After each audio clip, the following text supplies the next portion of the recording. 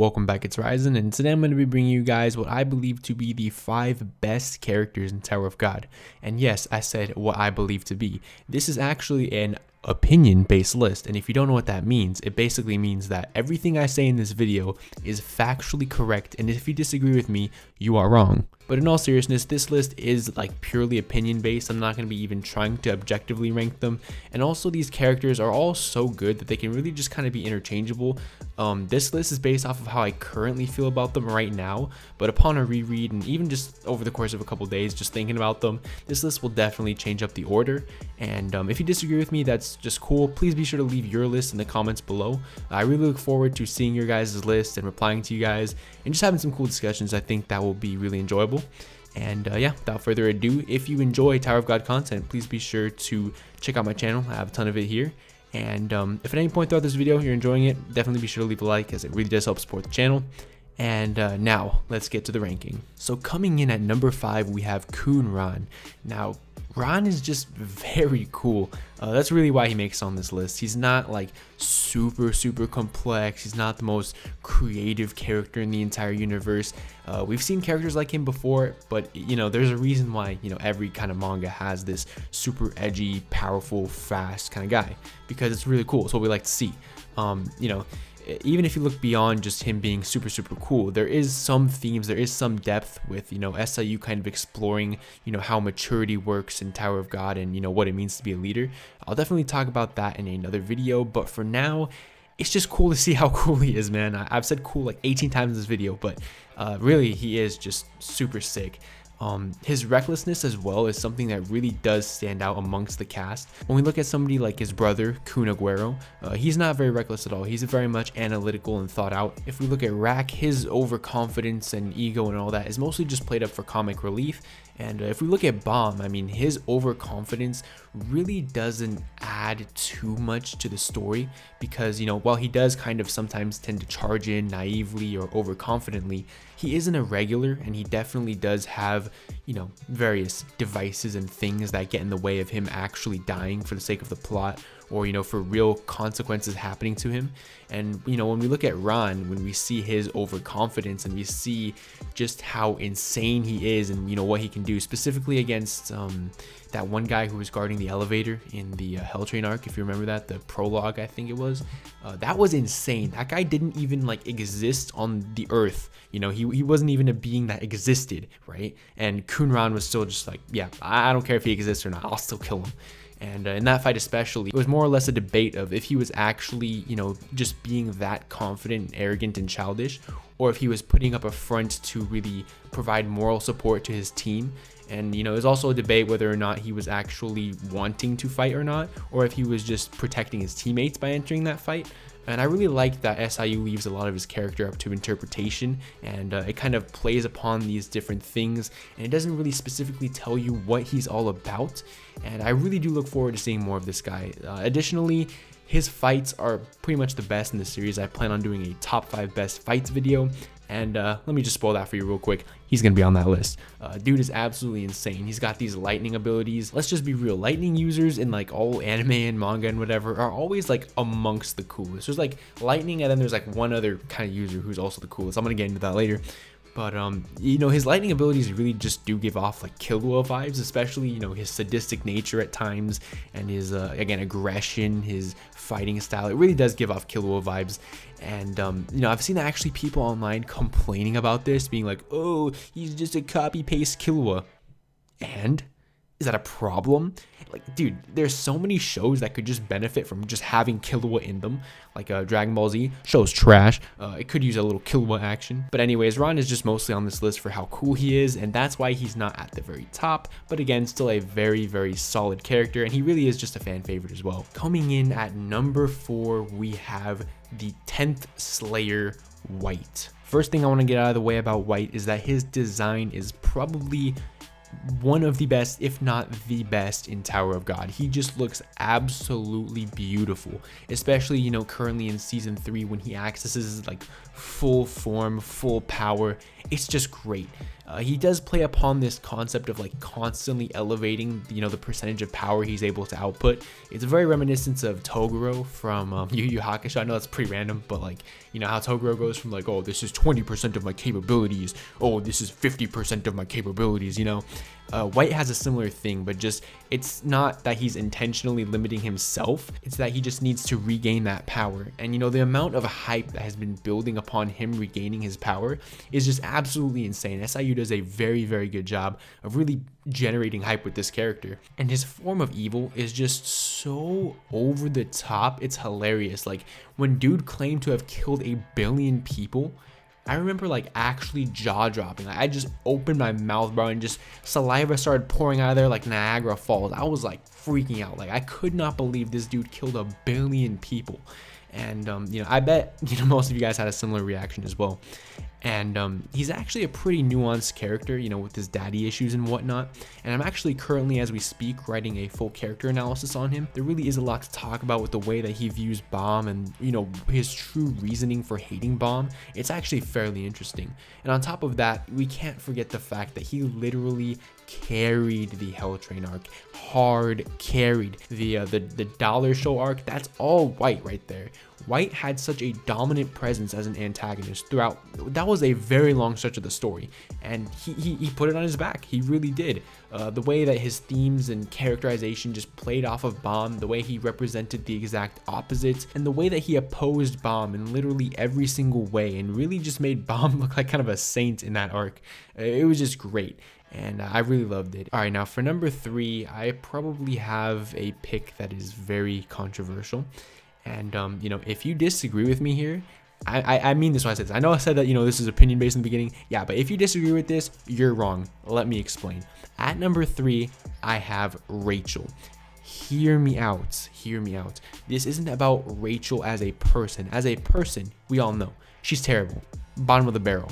You ever like be in public or like at school or something like that, and you just put your hand under a desk or like under a railing or something, and you feel gum for like 1 second, and you're just like, ugh, like, ugh. Oh! Ew! Dude! What the fuck? Yeah, that's like Rachel as a person, okay? That's my opinion on Rachel. But as a fictional character, the way she is written is absolutely impeccable. The fact that people would be willing to dislike this video and give me tons of hate for putting her in the top 3, just immediately right there proves you wrong. She is so good of a character that she's able to generate such a crazy amount of hate from the community. And people don't even realize that. It's so dumb. Even characters in other works that have done absolutely deplorable things. I've used this example before, Griffith. Nobody genuinely hates Griffith from the bottom of their heart, because let's just be real, he's a total badass, right? Like everybody thinks he's sick, but you know, they don't hate him like they hate Rachel, right? Rachel is so unique that everybody just unanimously hates her to the core because she's not cool. You don't pity her. You don't relate to her personally. You just hate her. And that's what makes a perfect antagonist right there. She really is the perfect antagonist to the story. And for SIU to be able to write an antagonist like this is just pure brilliance. It's something that's I've never seen before. I don't think you've ever seen before. It's just very unique. The way that her insecurity is shown in so many different ways, the way that she actually has been seen mourning people's deaths, the way that she actually does have goals and ambitions that seem to be for the greater good of the tower. It's all just one huge mystery. Like, we really don't even know her intentions and her backstory, and she is the main villain, and it's been what, like 500 chapters, and we still have interest in it. We still want to know. It's just beautiful writing. While I compared her as a person to Used Gum, if I were to compare her fictional character to a person, I would compare her to Adolf Hitler. And hear me out, I am actually a professional World War II power scaler, okay? I'm not talking about, prime Hitler, when he was, the dictator on top of the world, he controlled the Nazi army. No. I'm talking about Hitler when he got rejected from art school. He was ugly, weak, powerless, and on top of that, he was still hella racist and just a terrible person deep down. We only really got to see all of this malice and horribleness as he rose to power. And I actually think this is the arc that Rachel's gonna have. Yes, Rachel is following Hitler's character arc. Are you sure about that? Nah, but in all seriousness, if you want my true thoughts on Rachel as a character, I already made a whole video on it. It's gonna be linked in the description, you can check it out. But yeah, let's move on. coming in at the number 2 spot, this is going to be, again, probably controversial that this character isn't number 1, but my number 1 and 2 can really go back and forth. But at number 2, we have the 25th Bomb. What is there to say about Bomb? He has some of the best development out of any main character I have ever seen before. I've already talked about his development extensively on the channel, so I'm not going to go too much into depth about that. I don't want to sound like a broken record, but you know, he also has really cool powers. Actually, some of my favorite powers in like all of fiction he has. I'm really into those characters who can like copy other things, and seeing Bomb do this like so frequently, especially in the beginning. He doesn't do it like too much now because, you know, he has his own power. You know, it's actually symbolism as well, the fact that he at first was just copying other people's powers, and then, you know, eventually now he formed his own, you know, becoming his own person. You know, that's pretty interesting as well. But you know, I really was into that whole thing where he could just copy anything he saw and everybody would freak out, you know, like, what? How did he learn that? It took me thousands of years to master that one, you know. It's just really cool, and it is kind of like a trope, a stereotype, you know, but you know, I always really like it. Additionally, I think the whole freezing in place when he copied like Coin's technique, I thought that was sick, dude. I think he should be doing that all the time. Orbs too is really cool. The horns are sick as well. Just pretty much every sort of ability that I like character to have, he has, which is honestly just amazing. His naivety and his optimism are also done perfectly. You know, there really is a real understandable reason why he is so naive, because he was literally a baby, right? Coming into the tower, he had no life experience, no social life, nothing, right? His optimism is also done perfectly because his optimism is all he has in the beginning. If he's not optimistic about his situation, he's just gonna die, right? He's a baby again in this tower. And additionally, the plot armor that he has as a main character is actually properly explained and justified by him being an irregular. I know it's not perfect, it's not done to perfection every single time, but it is better than most shows do to justify the main character having plot armor. And you know, I've seen a lot of people complain about it, but for me, it's never been too much of an issue. Plot armor is going to happen regardless, and at least SIU does a pretty good job of, you know, chalking it down to the fact that Bomb is an irregular. All right, so before we get into the number 1 spot, I do have a couple of honorable mentions. First off is Rack. He does serve his role of comic relief perfectly, and he really does feel like the actual leader of Team Bomb. Like, I remember that one time Bomb was like down bad about something, I don't know, bro, he was just really depressed, and then Rack just came over and just spit nothing but facts for like 5 pages. It was insane. He gave like a super good speech, and you know, I don't remember exactly what it was, but I remember it sticking with me, and I remember loving it. So Rack really is more, you know, than just comic relief, and even if he was just comic relief, it's really hilarious. Like, I've actually laughed out loud at some of his lines, which is it's actually pretty rare for me.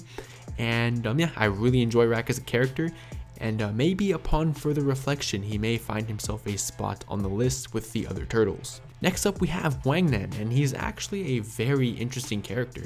He's really likable, unlike a lot of the cast in Tower of God. Actually, a lot of them are kind of morally ambiguous, but when you look at Wangnan, he really does feel like a truly good man. There's actually insane lore behind him.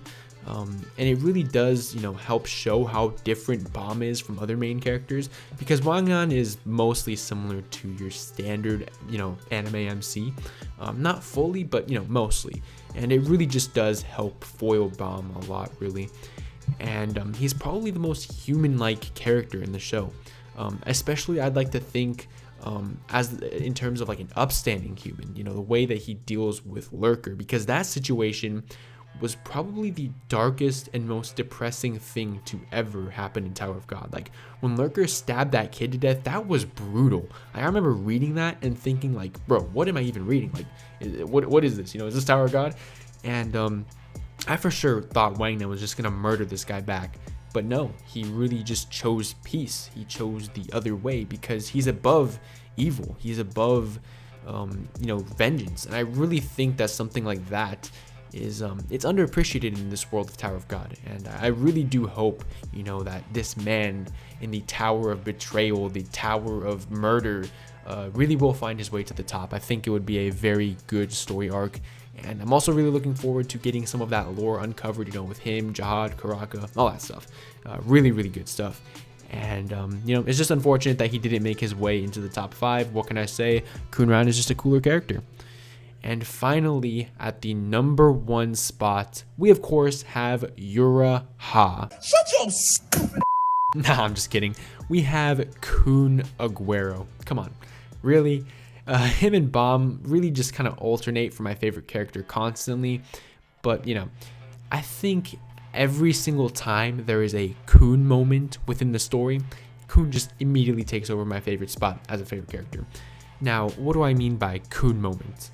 Maybe stealing the real crown and then duplicating it and having all the regulars around you fight like dogs over a fake crown. Kun moment. How about risking everything that you've ever worked for in your entire life on a coin flip for no reason, just because you're that cocky, and secretly rigging said coin flip while still taking a massive risk just to disrespect Rachel. Kun moment. Tricking the legendary 10 family killer Jin Sung Ha with pure intuition. Kun moment. You see where I'm going with this? Kun just has these moments, these strokes of brilliance, even just these lines that he has, these things that he does that just absolutely floor me. No pun intended with the tower. It is just insane. Kun is so smart and edgy, but still kind in a very weird way. He is a morally ambiguous character, which I really enjoy.